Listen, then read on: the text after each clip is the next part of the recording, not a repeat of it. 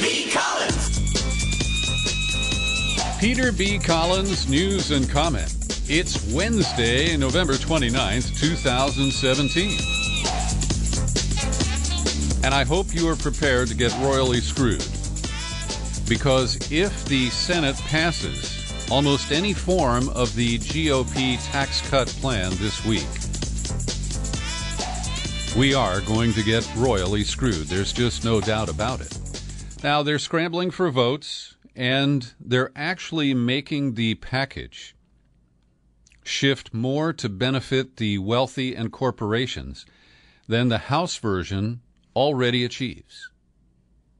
And if you saw the hearing yesterday where the Senate Budget Committee along party lines voted out the Senate bill to go to the floor to face a meaningless debate before a vote takes place later this week, well, the dimensions are pretty clear.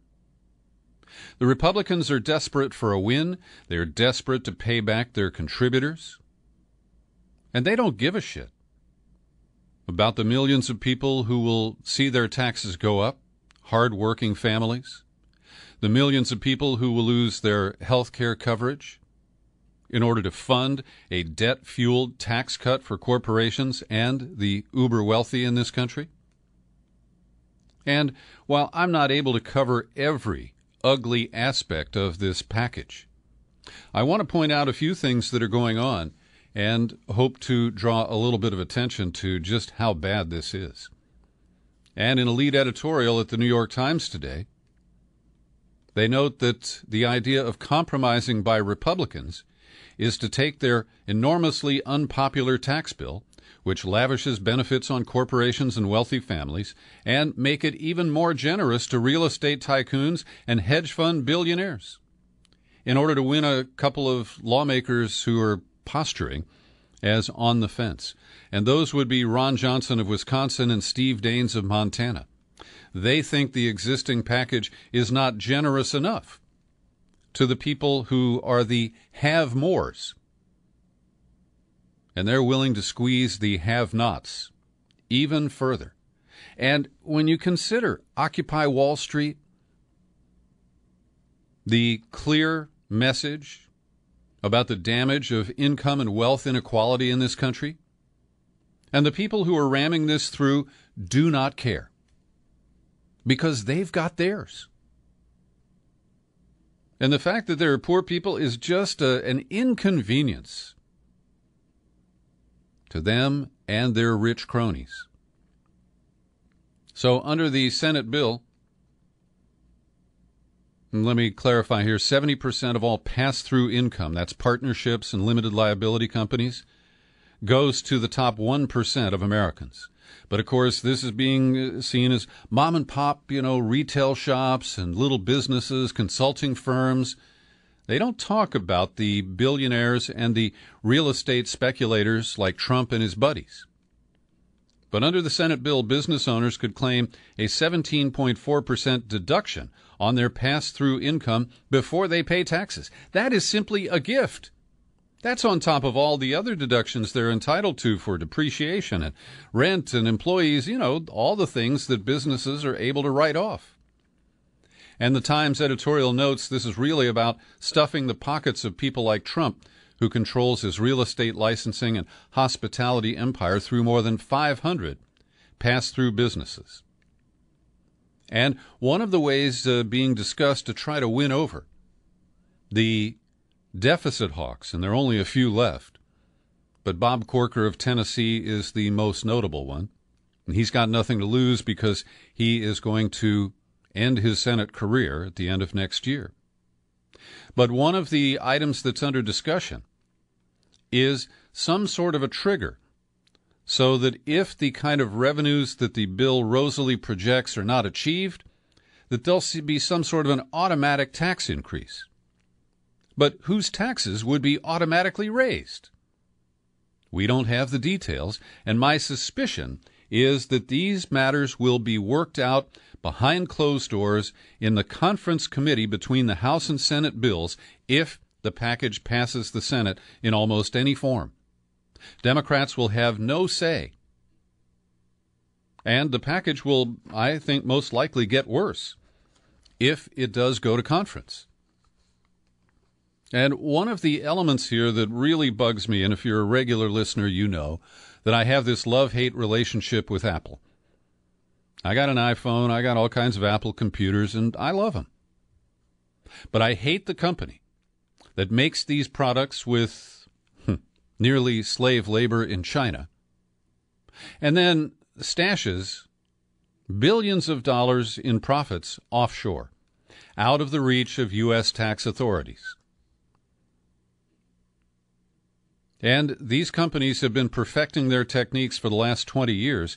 Did you know that the loophole related to offshore profits was opened up during the Clinton administration through a regulatory proceeding in the Treasury Department that introduced a rule that allowed different subsidiaries of the same company to move money back and forth without incurring American taxes?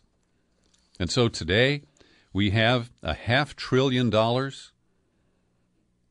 that would be given preferential low-tax treatment if companies like Google, Apple, Pfizer, and GE bring home the profits that they claim are offshore.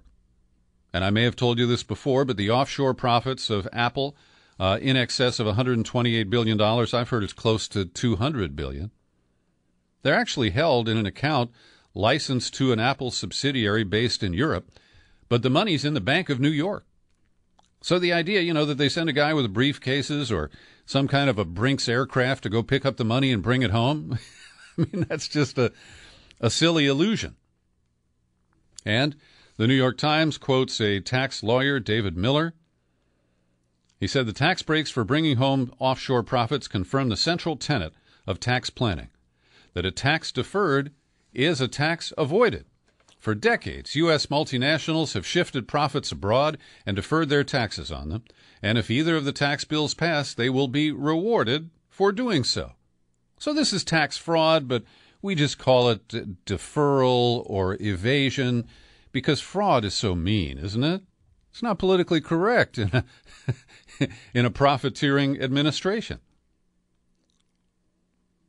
And we know that if you go back to 2004, Congress passed the American Jobs Creation Act, giving a one-time tax break for companies to bring in offshore profits at a tax rate of only 5.25%.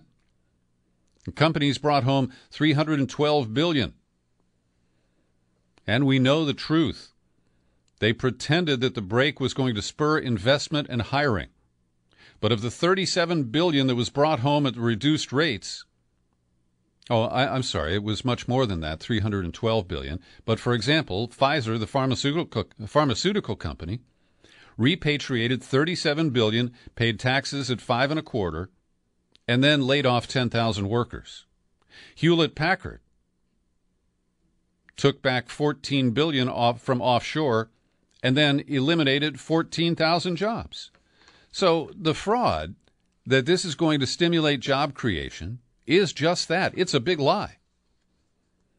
But the bill is written that all foreign earnings sitting offshore would be considered automatically repatriated. Taxes at the reduced rate would be paid over several years. The rates would vary, with earnings held in cash taxed at 10%. In the Senate version, other earnings would be taxed at half that rate. This is such a sweetheart giveaway to tax-cheating companies. It is infuriating. Then, going forward, American companies would no longer owe full taxes on overseas profits. Instead, they would pay taxes at a minimum rate of 10%, when Trump is telling us how he's cutting the domestic corporate rate from 35% to 20%. This incentivizes further tax evasion, tax cheating, by using multinational corporations' offshore entities. So that is the big, big screw that awaits the average American taxpayer. And yeah, your taxes will go up over time. You might get a break short term. But when you take a look at the full picture, the loss of deductions, limit of a mortgage deduction, limit or elimination of the write-off for state and local taxes, a lot of people are going to get badly burned by this. But it doesn't take effect until after the 2018 elections. So the impact will be deferred.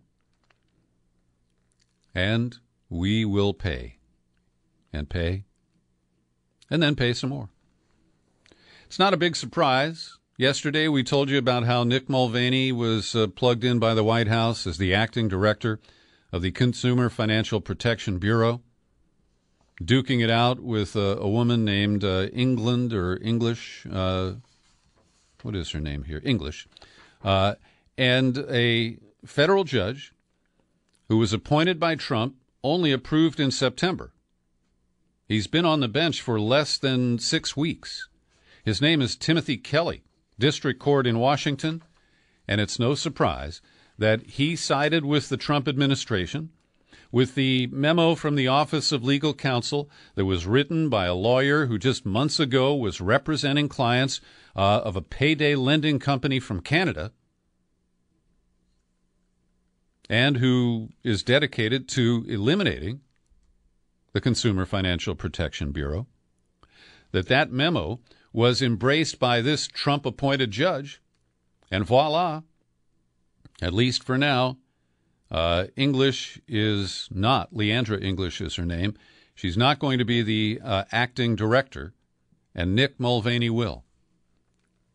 Now, I believe that this is directly in contradiction with the two laws that could be applied here, and the Dodd-Frank law clearly specifies the succession if the director vacates. But instead, they use the Federal Vacancies Reform Act, which permits the president to install a temporary director. And this really is a brazen move. And that's why, in an act of projection, a White House spokesman, Raj Shah, said it's time for the Democrats to stop enabling this brazen political stunt by a rogue employee, referring to the lawsuit that was brought on an emergency basis by Leandra English. And so we are in a bizarre era. And this is just one example of the court packing by the Republicans that will benefit the wealthy, benefit power grabs, benefit these brazen efforts that clearly violate the law. And by the time appeals get sorted out, even if ultimately the Dodd-Frank law is embraced over the Federal Vacancies Act, Nick Mulvaney will have already wrecked the Consumer Financial Protection Bureau. On day 2, he issued a freeze, saying no new hires and no major actions. This agency is locked down and will be neutered and then euthanized in short order before the courts could get around to ruling on the issues of law. Trump is drawing criticism now from Theresa May, the Prime Minister of England, because he was back on his Twitter thing this morning, and he retweeted videos which portray Muslims committing acts of violence. These videos originated with a far-right British party and its leader, a woman named Jada Franson. The videos are titled, "Muslim Migrant Beats Up Dutch Boy on Crutches," "Muslim Destroys a Statue of Virgin Mary," and "Islamist Mob Pushes Teenage Boy Off Roof and Beats Him to Death." And this kind of divisive, inflammatory video shared on Twitter exposes the hateful ignorance of the man who serves as our president these days. Theresa May's office said it is wrong for the president to have done this, referring to the ultra-right party. Britain First seeks to divide communities by their use of hateful narratives that peddle lies and stoke tensions. They cause anxiety to law-abiding people. A member of Parliament for the Labour Party, David Lammy, said, "Trump sharing Britain first." Let that sink in. The President of the United States is promoting a fascist, racist, extremist hate group whose leaders have been arrested and convicted. He is no ally or friend of ours. And Jada Franson of the party there, the Britain First, put up a grateful tweet to Trump and closed by saying, "God bless you, Trump. God bless America." Now, I'm not a believer, But when people invoke God to bless hateful messages that divide people, that slur them, that falsely represent them, and that lead to more tension, violence, can you really imagine that God, if you believe in God, would approve of that? In a fascinating piece in the New York Times today, they call out Trump and don't quite call him a liar, but they use a lot of creative euphemisms. And the issue is that Trump is trying to rewrite some recent history, promote some alternative facts related to his pussy-grabbing comment in the Access Hollywood tape that was released a year ago in October. And at the time, he did acknowledge that it was his voice on the tape. But since he was elected, or claimed to be elected, he has begun to claim that it's not him on the tape. We don't think that was my voice, Trump told a senator who doesn't want to be named because he's a pussy. And he might be a grabber, too. Trump has continued to suggest that the tape that nearly upended his campaign was not actually him. As the issue of sexual harassment has swept through the news media, Trump has persisted in denying allegations that he, too, made unwanted advances on multiple women in past years. He has continued to seed doubt about his appearance on the Access Hollywood tape, stunning his advisors. Mr. Trump's falsehoods about the tape are part of his lifelong habit of attempting to create and sell his own version of reality.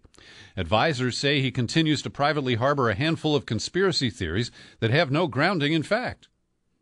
In recent months, Trump has used closed-door conversations to question Obama's birth certificate. He's also repeatedly claimed that he lost the popular vote because of widespread voter fraud. And Jeff Flake, the senator from Arizona who is going to be retiring next year because he couldn't win re-election, he's ready to confront Trump and is planning to start a series of speeches on the Senate floor outlining his concerns about Trump. The first will be dedicated to what Flake called the president's disregard for the truth. Meanwhile, on the sexual harassment zero tolerance front, NBC announced it is sacking a franchise player, Matt Lauer, who is the lead anchor on the Today Show. NBC says on Monday night they received a detailed complaint from a colleague about inappropriate sexual behavior in the workplace by Matt Lauer. This statement came from Andrew Lack, NBC News president. He said the allegation against Lauer represented, after serious review, a clear violation of company standards. As a result, we've decided to terminate his employment. While it is the first complaint about his behavior in over 20 years, we were also presented with reason to believe this may not have been an isolated incident. So Matt Lauer doesn't even know who his accuser is. She has not been willing to be identified. The New York Times knows who she is. NBC management knows who she is. And I'm very concerned again about the lack of due process here. Like so many of these other people, from Bill O'Reilly to Charlie Rose, now to Matt Lauer, I don't defend them because I like them or I think they're wonderful people. They are being accused. They can't face their accuser. Denials don't matter. There are no proceedings. There's no due process. There's no protection of the rights of the accused. And the evidence here could have been anything from rape down to inappropriate touching to language. We don't know. But I'm very uncomfortable with this wave of mob justice that is sweeping our country and spitting out people like Matt Lauer. And now it's Garrison Keillor. We don't know what he did, but Minnesota Public Radio has fired him, effective immediately, over allegations of his inappropriate behavior with an individual who worked for him. He's 75 years old, and Keillor said he was fired over a story that I think is more interesting and more complicated than the version that was heard by Minnesota Public Radio. Now, I can't evaluate what that means. Garrison Keillor is a wordsmith, and he's a master of irony. But again, here's an icon who is being destroyed. We don't know who accused him, what he's been accused of, whether it's true. He hasn't truly admitted it here or apologized for it. And Minnesota Public Radio is stripping the name of a Prairie Home Companion. They're going to come up with a new one. And they're basically going to erase all vestiges of Garrison Keillor. Every day I pause for a second to thank the people who support my work here at the Peter B. Collins Podcast with your subscriptions. My favorite Nixon, Pauline, kicks in $10 a month. Richard Mott just signed up for a new annual subscription. Thank you, Richard. Alice Carlson, she donates $5 a month, and Susan Lewis does $10. What would be comfortable for you? Come on over to peterbcollins.com. Click on the menu button, pull it down, click on Become a Subscriber. It takes you to the sign-up page where you've got easy options, $5, $10, $20 a month, or our $50 annual subscription. And don't forget, for Apple users, tax evasion supporters, at the App Store for under $3, you can purchase the PBC custom app, and it plays on your Apple products. Well, the Benghazi case has come to a conclusion, and it's important to note that the defendant, the accused, Ahmed Abu Khatallah, age 46, was acquitted of murder charges in the Benghazi attacks in 2012 on September 11th. And it appears that the government went to great lengths to convict him. One of the witnesses was paid $7 million, a bounty, for turning Khatallah in and testifying against him. Other witnesses were paid at least $200,000. Family members were granted residency in the United States. CIA people testified wearing wigs, mustaches.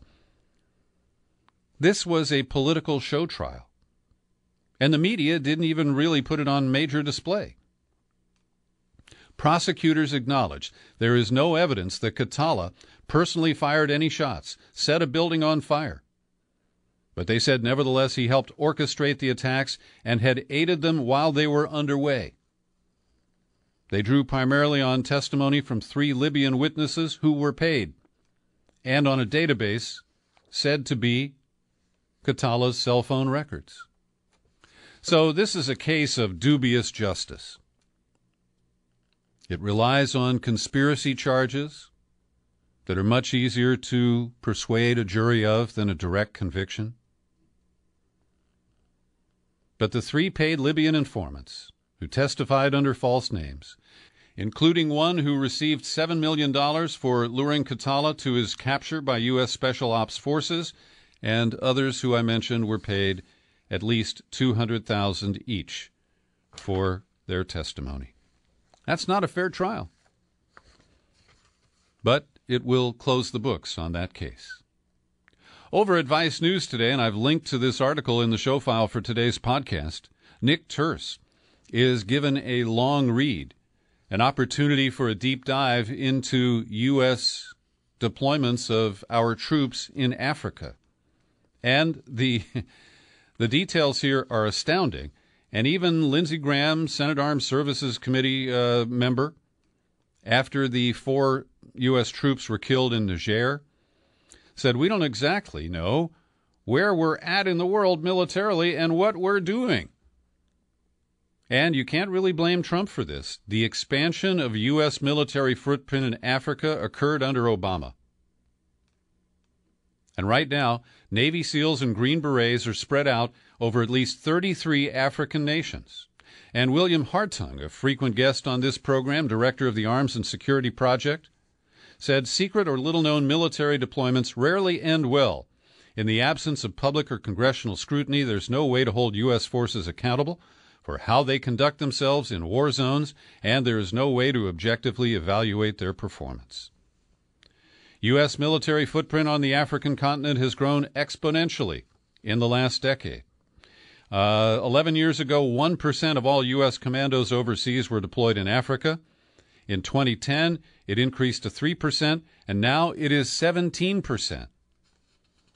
So while the numbers are not that large, the coverage of African nations is pretty significant. There are 1,700 commandos in at least 20 African countries, conducting approximately 96 activities throughout 20 countries at any given time. In 2017, deployed to at least 33 nations over the course of the year. That is 60% of the total countries on the continent. And we're told all this is related to terrorism, and there are now multiple groups, some 21 active militant Islamist groups on the continent. And you have to ask, which came first? The militant Islamists or the U.S. troop presence? The answer is we don't really know. We have, I see. They identify terrorist groups based in Algeria, Burkina Faso, Egypt, Kenya, Libya, Mali, Nigeria, Somalia, and Tunisia. There are 800 U.S. troops deployed to Niger, 500 in Somalia, 300 in Cameroon. And what is their mission? When do we know it is successful, and when do we pull them out? Bosnian Croat war criminal Slobodan Praljic, 72 years old, was sentenced for a second time at the UN tribunal in The Hague on Wednesday. And he stood up in the courtroom protesting his sentencing, saying, "I am not a war criminal. I reject the verdict with contempt. And, by the way, I just drank poison." And he is seen on video opening a little jar, a little vial, and slamming back the liquid that's in there. He died a few hours later at a hospital. That's a grisly end to a very ugly episode in recent history. Bernie Sanders and Elizabeth Warren in the Senate yesterday introduced a new Marshall Plan for Puerto Rico, valued at $146 billion. It would grant $62 billion to the governments of Puerto Rico and the U.S. Virgin Islands, $27 billion for new infrastructure, $13 billion in federal FEMA money to rebuild the electric grid, and a change in the law to rebuild the grid up to date, not the way it was when the hurricanes hit. And I fully support this, but of course we won't be able to afford it because we are funding tax cuts for the wealthy and corporations. Kevin Gosztola published a piece yesterday at Shadowproof regarding a federal case that was brought to protect our Fourth Amendment rights from domestic surveillance by attorney Larry Klayman of Freedom Watch. And the judge in the case, who had earlier issued a preliminary injunction, his name is Richard Leon, U.S. District Court for the District of Columbia. He said, "While the zeal and vigilance with which plaintiffs have sought to protect our constitutional rights is indeed laudable, this court has no choice but to dismiss these cases for plaintiffs' failure to demonstrate the necessary jurisdiction to proceed." Let me translate. They keep playing this same game. The plaintiffs don't have standing because they can't prove they've been wiretapped or otherwise subject to illegal surveillance, because the fruits of that illegal activity are secret. It is such bullshit. And the surveillance will continue, if not expand. A study in Europe shows that 3 out of 4 Android apps contain at least one third-party tracker. Google is not content to gather all your data from search engines. No, when you use your Android phone and you're on a specific app like Spotify, it can report in that you like a specific band, like I'm big on the war on drugs right now and The National, and then it can serve you ads offering to sell you T-shirts or albums or whatever, concert tickets, from a musical act that you like. Thanks a lot, Google. I appreciate that. And finally today, the state of Georgia has a race for governor coming up in 2018. Both candidates are female, and the Democrat has pledged allegiance to Israel, but is responding to claims that she is pro-boycott, divestment, and sanction. The Democratic candidate is Stacey Abrams, and she was attacked in an op-ed saying that her support for the BDS movement ignores years of solid Jewish support for the Democratic Party and raises questions about her qualifications to be the standard bearer of the Democratic Party in Georgia. Her opponent, Stacey Evans, two women named Stacey running for governor. Wow. Stacey Evans supported passage of a law that would sanction people who support boycott, divestment, and sanction. And while Stacey Abrams had to do backflips, saying that she is a strong supporter of Israel, a repeat attendee to Georgia's AIPAC events, she rejects the demonization and delegitimization of Israel represented by the BDS narrative and campaign, which she says is anti-Semitic. Well, I virulently disagree with just about every claim there. But she defended her vote against the anti-BDS bill, noting that boycotts have been a critical tool in social justice fights. Now, she's right about that. But it's really shameful that to defend my First Amendment right to withhold my financial support from a company or any other entity that promotes the apartheid regime of the extreme Israeli government, and that she has to pledge her loyalty to the state of Israel in order to carve out this narrow ground where she can support the right to boycott? We are living in treacherous times where the Constitution is treated as optional. Thanks for listening to my daily news and comment podcast. It's available free, and it's also available on YouTube. I'm Peter B. Happy trails to you until we meet again. Happy trails to you. Keep smiling.